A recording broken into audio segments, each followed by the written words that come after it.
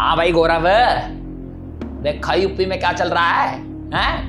अरे ब्राह्मणों ने सारी राजनीति को 360 डिग्री घुमा दिया है ना।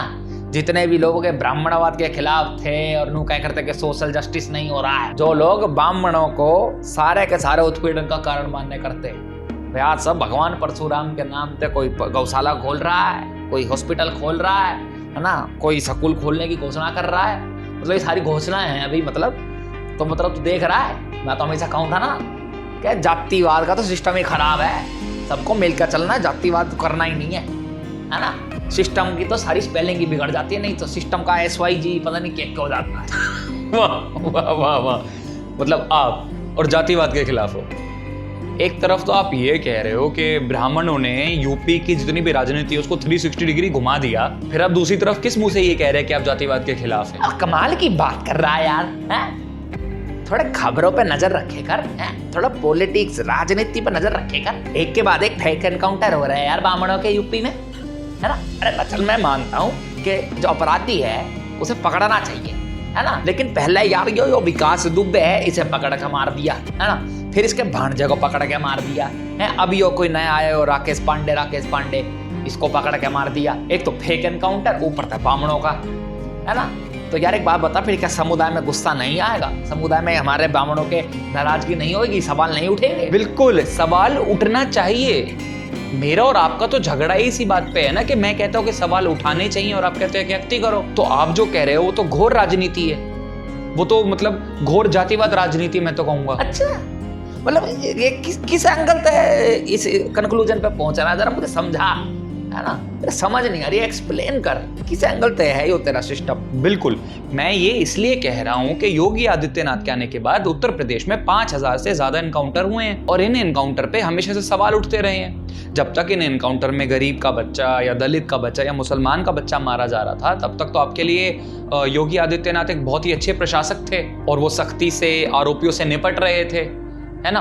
जो भी छोटे मोटे अपराध भी कर रहा था उस तक का एनकाउंटर हो रहा था। लेकिन जब विकास दुबे जैसा हिस्ट्री शीटर, ऐसा बड़ा बदमाश जिसने पुलिस वालों को मारा, जब उसका एनकाउंटर हो जाता है तो एक जाति विशेष सब एनकाउंटर्स पे सवाल कैसे उठाने लगता है? उनको अचानक से एनकाउंटर फेक कैसे लगने लग जाते हैं?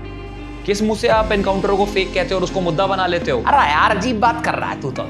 फेक एनकाउंटर तो फेक एनकाउंटर ही है ना, और अगर एनकाउंटर हुआ है तो ये कानून भी तो कहता है, सुप्रीम कोर्ट भी तो कहती है सीधी सीधी कि जवाबदेही सरकार की है और वहां की पुलिस की है कि आप प्रूव करके दिखाएं, आप साबित करें कि ये एनकाउंटर फेक नहीं है। देखिए, जब मैं फेक एनकाउंटर पे सवाल उठाता हूँ या प्रशांत भूषण सवाल उठाते हैं या सीताराम येचुरी सवाल उठाते हैं या अरुंधति रॉय सवाल उठाती हैं या यहाँ तक कि राहुल गांधी भी अगर इस बात पर सवाल उठाते हैं तो हम सब देशद्रोही हो जाते हैं। आप कहते हैं हमें इन अपराधियों से सहानुभूति है, फिर आप कहते हैं कि हमें इन अपराधियों से सहानुभूति है। अरे आप ब्राह्मणों पे हुए फेक एनकाउंटर की जगह अगर सिर्फ फेक एनकाउंटर पे सवाल उठाएं, इस पे आवाज उठाएं, तो मैं मानूं कि आप जनहित की बात कर रहे हैं। अगर गरीब का बेटा एनकाउंटर में मारा जाता है या मुसलमान का बेटा मारा जाता है तो इस बात पर भी सवाल उठें और पुलिस हमारा इस बात का जवाब दे कि किन हालातों में और किस वजह से ये एनकाउंटर हुआ, और अगर ये फेक नहीं है तो उसको प्रूव करके दिखाए, तब मैं मानूं ना बात है कुछ।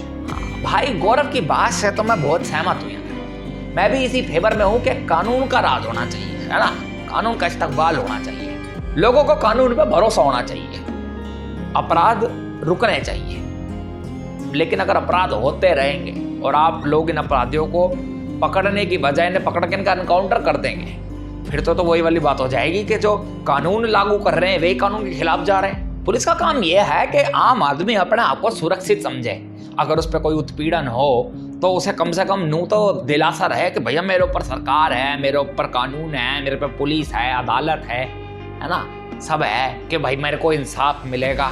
एनकाउंटर इंसाफ नहीं है ना। तो भाई ये बात तो बिल्कुल सही है कि चाहे जो भी हो, मायावती जी हो, योगी जी हो या ये अपना अखिलेश हो, इन सब में एक बात तो ये कहना चाहूंगा कि भैया बहुत अच्छी बात है कि सवाल उठ रहे हैं एनकाउंटरों पे, पर ये जो उसको लेकर ये ब्राह्मण वर्सेस नॉन ब्राह्मण चल रहा है ना, और ये जो ब्राह्मणों की जो वोट जीतने का जो गेम चल रहा है, मैं कहूँगा जी इससे बच के रहो, इससे दूरी रहो, ये काम मत करो। और मायावती जी और अखिलेश जी ये जो इतने सारे लोग हमने देखे थे रोड पे चलते, पैदल, हाईवे पे, ट्रेन ट्रैक पे अपने घर वापिस आए हैं, जितने भी मजदूर हैं, अपने मैनिफेस्टो में इनके काम धंधे के लिए कुछ खोलो ना। मतलब ऐसी कोई घोषणा करो कि इनके लिए कोई काम धंधा खोलेंगे, फैक्ट्री लगाएंगे, उद्योग बढ़ाएंगे, इनको काम धंधा देंगे, इन्हें पैसा देंगे, इन्हें खाना पीना सब करेंगे इनका है। अपने राज्य से दूसरे राज्य में या अपने राज्य से बाहर जाके काम करना उनकी चॉइस होनी चाहिए, मजबूरी नहीं। अपने जो चाहे बनाना बनाओ परशुराम जी के नाम पर, हम तो खुश, हम तो ब्राह्मण, हमारे तो भगवान जी हैं, है ना। पर ये जो राजनीति है ना, इसे ना सही जगह पे रखे करो। तो बस मुझे तो उम्मीद ही है कि आप इस बात को समझोगे, और नहीं समझे तो कोई बात नहीं, है ना। पब्लिक तो सब समझती है, वो बटन दबाने वाले दिन सब कुछ सेट कर देती है। इंटेलिजेंट पीपल है इंडिया के, समझ रहे हो। दिखाओ अपनी इंटेलिजेंस इनको, मैं बताऊँ कैसे बतानी है। वीडियो लाइक करना है, सब्सक्राइब करना हमारे चैनल ने, घंटी बजानी है, ठीक है। फेसबुक पर जाना है, वहाँ जाके भी हमारे चैनल ने फॉलो करना है, हमारी वीडियो ने लाइक करना है, और हमारे इंस्टाग्राम ने जाके भी फॉलो कर लो, है ना। तब तक के लिए जय हिंद।